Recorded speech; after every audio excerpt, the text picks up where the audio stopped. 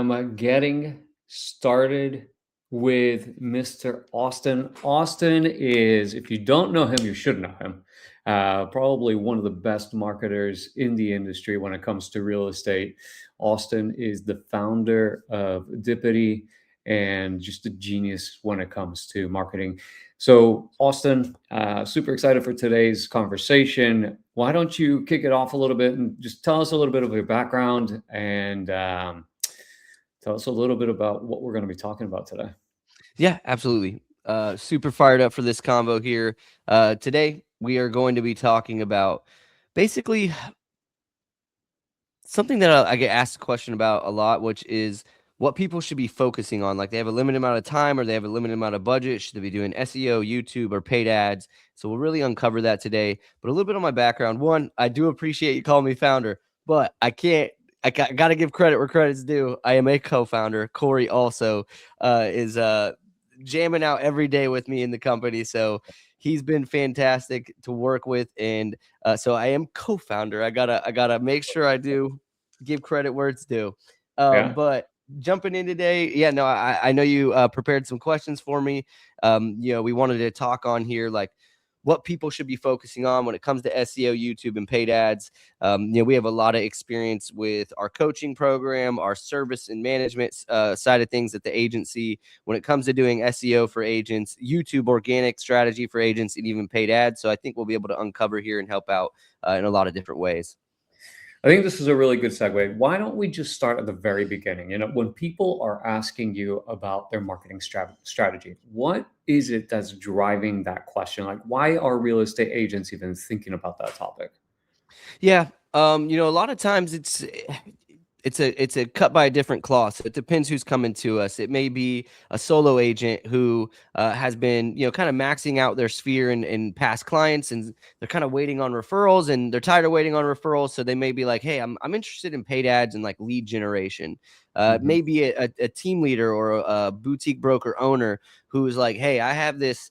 We have a lot of agents on the team or under the brokerage, and we're starting to build up, and we need to make sure that we're driving in leads at a consistent flow to be able to feed them opportunities. So they may be looking into at that point going the lead generation route through paid ads, or maybe even building out a website and an IDX website with like long-term SEO value.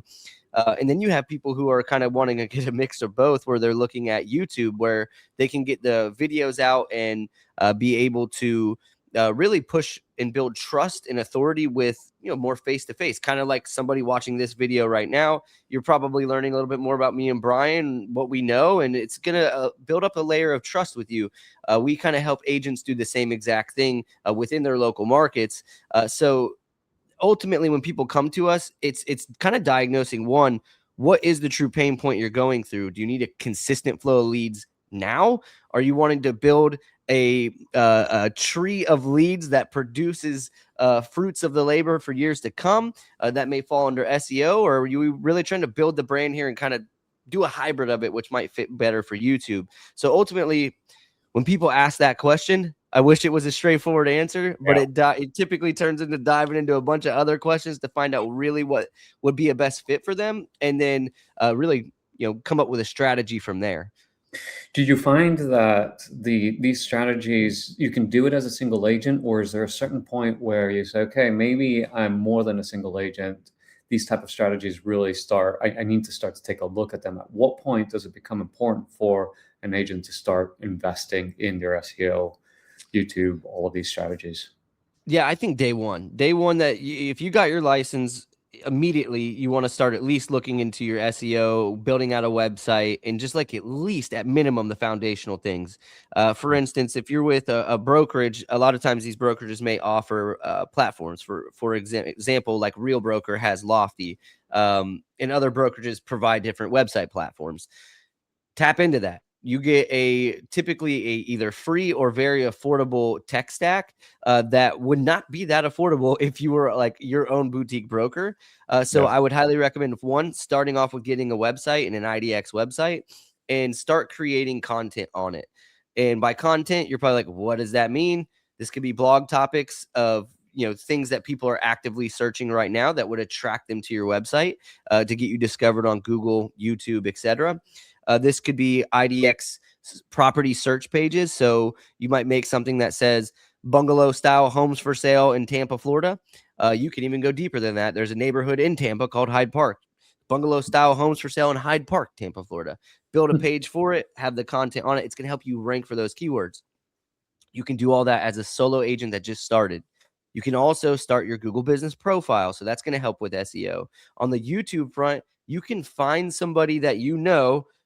Likely, if you're an agent, you probably got on with a brokerage, right? Absolutely. So there's somebody at your brokerage that may be able to do what we're doing today, interview you, come up with questions, and you can create YouTube content out of that.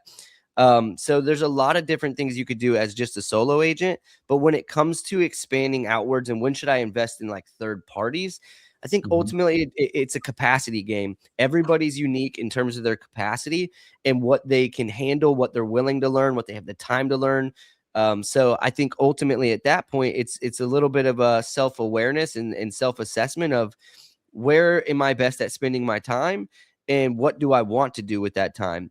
Do I want to get coached and trained and learn how to do all these things? Do I want to just go jump on YouTube and self-learn, without truly like a mentor, but more so like a just self-study and try to apply it that way? Or do you not have the time and want to deal with it at all, and you'd rather invest a little bit more money into having someone else do it for you? So ultimately, I just think it comes down to that. It's just a self-assessment and knowing that all of these things that we talk about, you can do by yourself, but you will hit a capacity at some point. And so you got to make sure you streamline the best way you can. I look at it a little bit different. We've been using your guys' services for so long, and we are very dedicated to the marketing aspect of real estate. And I usually say, and so does Rebecca, that was my business partner, if you guys don't know that, but also my wife and my boss. But hey, maybe co-founder. Yeah, but yeah, it's funny. I'm on my end of things. My wife's also the boss, but she's not in the company like you guys are. So I don't know how that happens. But I usually say to agents, we are really in the business of marketing. We're people that are marketers that sell real estate. We're not real estate agents that market. And I think that a lot of people have a misconception on really what we're doing. People are coming to us. We are taking their properties. We are listing their properties. We're getting it in front of as many eyes as possible.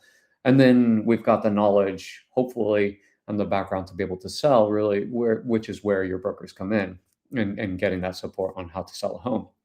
But essentially, really, you are a marketing arm.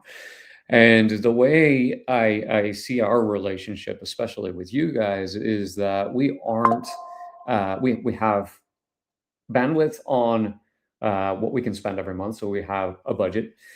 We also have a certain amount of capacity on the amount of marketing knowledge that we have. And so rather than exploring and trying to understand all of the different topics and all of the new technologies that are coming out to the market, we focus more heavily on getting transactions done and hire people like you guys that can help us execute rather than trying to play the guessing game. So why do you think it's so difficult for agents to choose a strategy, whether it's SEO, whether it's YouTube, paid ads, and it applies to almost all of the platforms? What is it about the marketing strategy that's so complicated for everybody? Yeah, there's a lot of marketing strategies out there. And so I think it becomes overwhelming. To one, sometimes some people hear the word SEO and they're like, what does that even mean? And, so it's like search engine optimization. Yeah, that's one thing. But like, okay, now you just may be even more confused. What does that mean? Right. So I think ultimately it comes down to an awareness and education standpoint of each channel that you want to either invest your time or money into. And getting a really good understanding of what to expect on the result side of it too, because just because you do something doesn't mean you're going to see immediate results. Paid What do you ads. mean? Yeah, exactly. Exactly. Paid ads, you can generate leads all day, but you know it perfectly, Brian. Like if you generate leads without anybody following up with the leads or having a system in place to text and email, maybe on an automated side of things, you are literally burning cash. You're getting emails and phone numbers into your database, but you're not following up with any of them. You might as well just go out in your backyard, dump out your bank account and set it on fire. Mhm. So it really comes down to understanding the strategies. SEO, while you can get some great small wins in SEO pretty quickly, it's more of a planting the seed, watering the plant, letting the tree grow, and waiting for the season that it starts producing the fruits of the labor. And then you get to live off the produce and everything like that for years to come. Because once you gain that visibility, you can keep it pretty well. You got to do a little bit of fine tuning to make sure you keep your spots where you are in terms of ranking on the keywords. But I think ultimately what makes it so hard, especially on the digital front, is just understanding each channel, what it really fundamentally does, what the fundamental results actually are, and how long it can take to get return on those. Mm. So ultimately, it just becomes this mass confusion until you actually, either get under the hood and learn or work with a professional that understands it. Right. So when would you say that it actually makes sense for somebody to start taking a look at SEO, and making that first move? Yeah, immediately. Again, so there's a lot of things you can do on the SEO side of things um, that are at least foundational to get you started. One would be starting a Google business profile, getting on Fast Expert, create a profile on Zillow, on homes.com. Make sure you have all your profiles built out for you as an individual agent.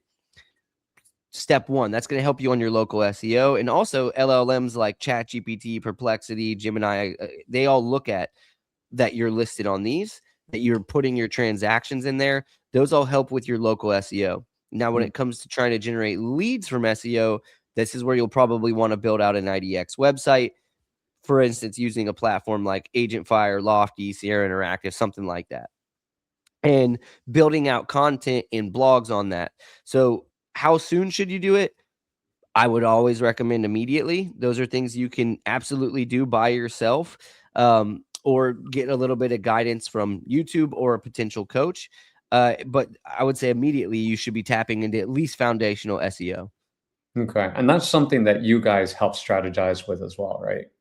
Absolutely. Yeah, no, we offer SEO services in both coaching. So if somebody was like, "Hey, I can't afford managed SEO, can I get a coach biweekly?" They could actually just do biweekly coaching sessions with us where we do it with you on the call versus you wait for us to just build it on the back end and kind of manage it month to month. Interesting. If you were to do three things on SEO as a brand new real estate agent, what would you focus on? Yeah, three things is going to be local SEO. So making sure you get those Google business profiles, kind of what we just spoke on there, build a profile on Zillow, homes.com, etc. Just keep building out on all these real estate agent directories. Would be one place that gets you really good citations for your business, and helps fuel some local SEO. And the other thing I would do is build out that IDX website. And then I would come up with that. I would even do like a YouTube strategy. If you can do some keyword research. There's free tools out there like Google's keyword planner, which you can get through a Google ad account. Hmm. Easily go in, sign up for a Google ad account for free. Once you have your ad account, there's a tool in there called Google Keyword Planner, and you can discover keywords. That will let you know what people are actually searching, and you can build content strategies off of that.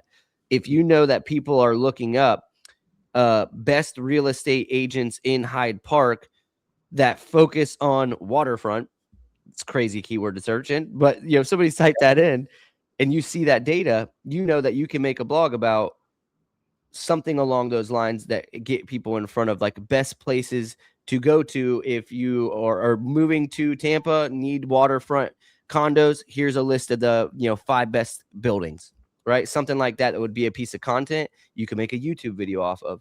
So if I could do 3 things out the gates, it's local SEO, building out profiles, building out an IDX website, and trying to come up with a YouTube strategy to be able to implement as well from content creation standpoint. All right. So YouTube.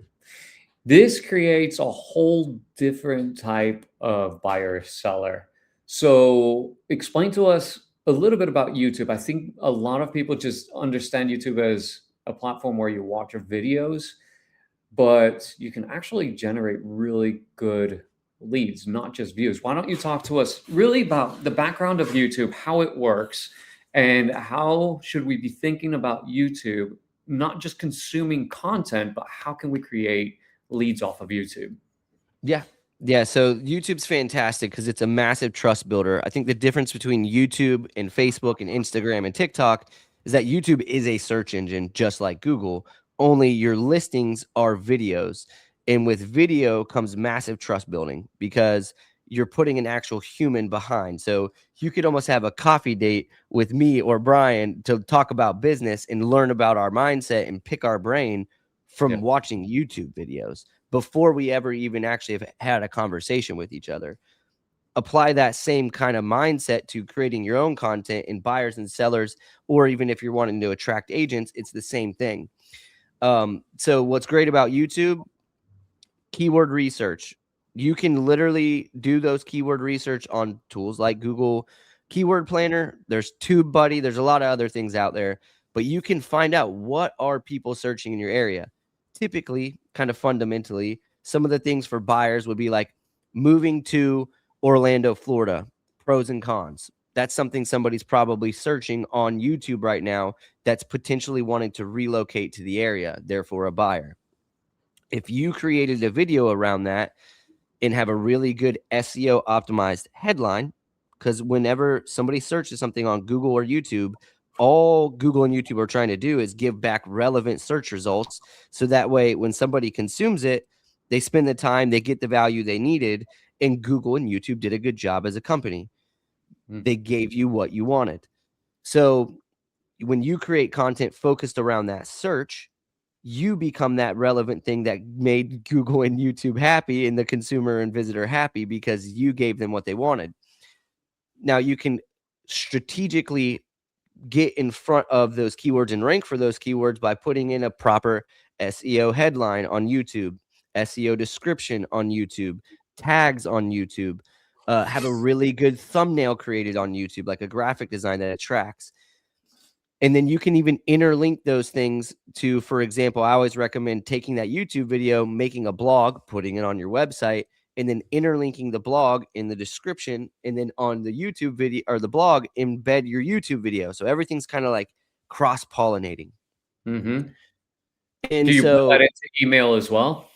I would highly recommend distribute that in an email campaign. Once you produce it, put it in an email campaign. If you can splice content out of that video, post it on social, run it as retargeting ads. There's a lot of different things you could do off of one YouTube video. And Yes. so, in terms of ROI, creating that one video for 15 to 30 minutes, you can get a lot out of it because it's a piece of content that can do so much more than just live on YouTube. Mm-hmm. Also, your call to action on your YouTube is very important. For example, in your description, you should be using call to actions throughout. In the beginning of your video, you might want to lead with a hook. What are you talking about? A call to action to get in front of you, then go through the guts and another call to action at the end. So it's all very important of in terms of using YouTube to get not only viewership, but leads and conversion. There's a strategy behind it. I think one of the things that most agents don't realize is that it really doesn't have to be super complicated. And there's actually a pretty easy strategy to look at. And that is, and I say this to a lot of people, find the top people on YouTube in your market that are doing a really good job. Go find 10 people that are excelling in your market that you follow, that you enjoy watching their videos, and then start filtering through the top producing videos that they have. If you have, somebody in the local market, they're uh, really well known, you enjoy watching their stuff, and one video has 1 million views, the other one has maybe 10,000 views. Guess what? The topic that has 1 million views is very highly searched. It's something that people are constantly looking at, they're interested in. So that video is something that you can repurpose. One of the beautiful things about this strategy is you take the guessing game out of the guessing work. Like, Mm, it's just that simple.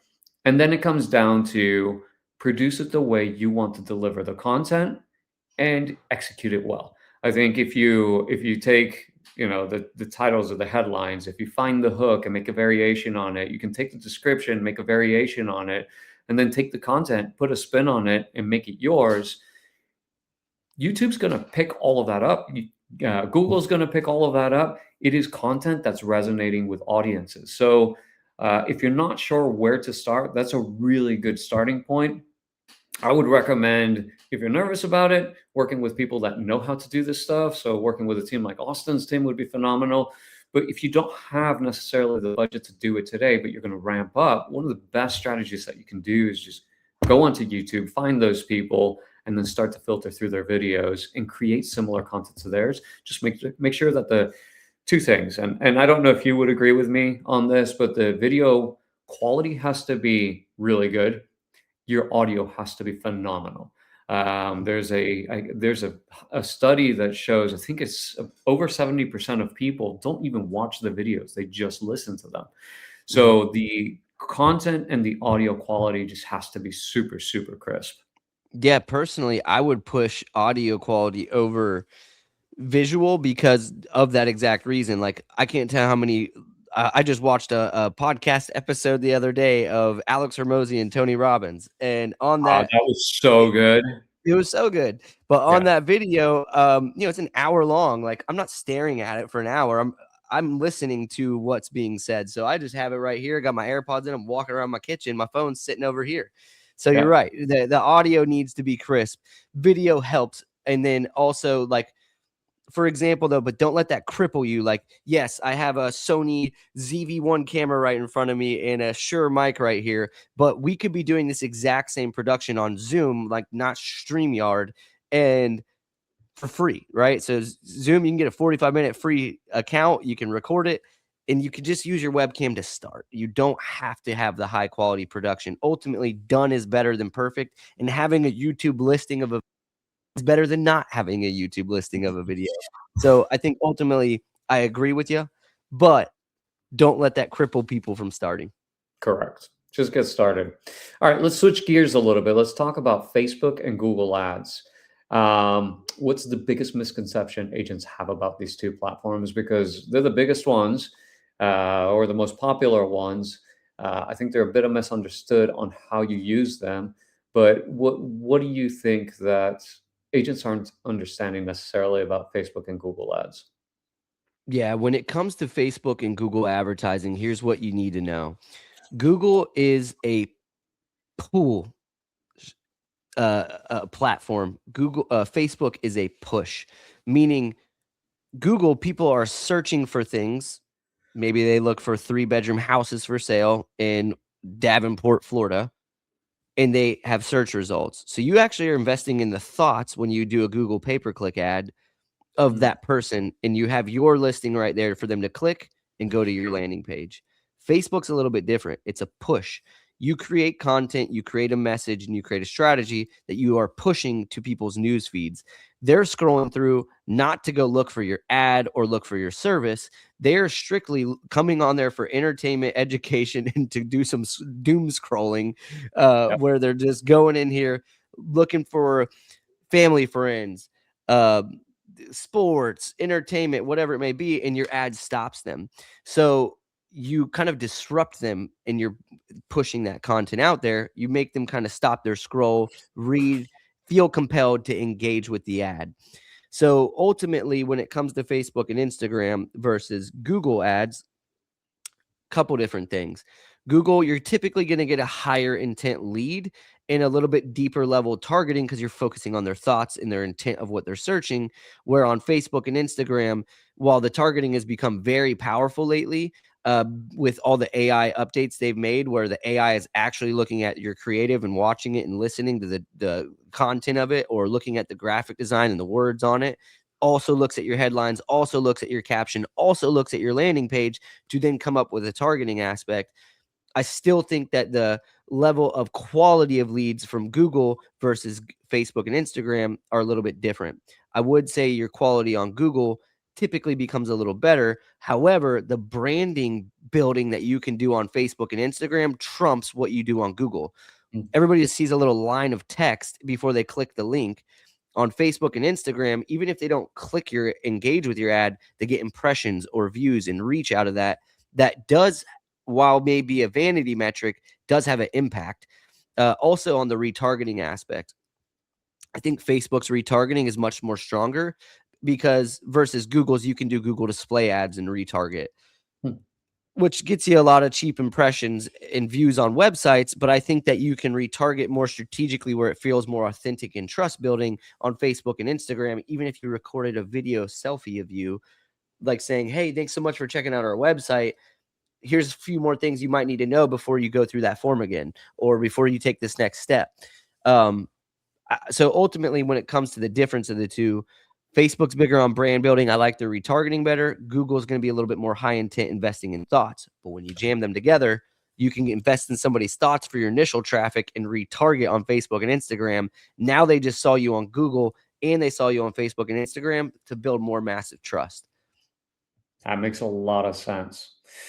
I know we've got a ton of stuff to go through, and we'll be building these over time. So, what I'm going to do is I'm actually going to stop us here today because the next part of this conversation is a very lengthy part of the conversation. And I think there's a ton of content and information for everybody to listen to and consume and break down. So, Austin, it was awesome speaking to you today. Thank you for taking the time to walk us through some of these beginning concepts. I can't wait for the next sessions and really start to dive deep into some of these topics. Yeah, absolutely. No, I'm excited to be able to kind of help out here for the industry, and anybody interested, we do coaching, paid ads, YouTube organic, a little bit of social media management. So anything that you may need potential help with, we probably have a prescription for you. So I would say go ahead, schedule a call. Down in the description, there'll be a button or a link to be able to schedule, or you can go to dippidi.com, dippidi.com, to be able to click the button there to schedule a call as well. Thank you again, Brian, for taking the time, and looking forward to the next one. I look forward to having you.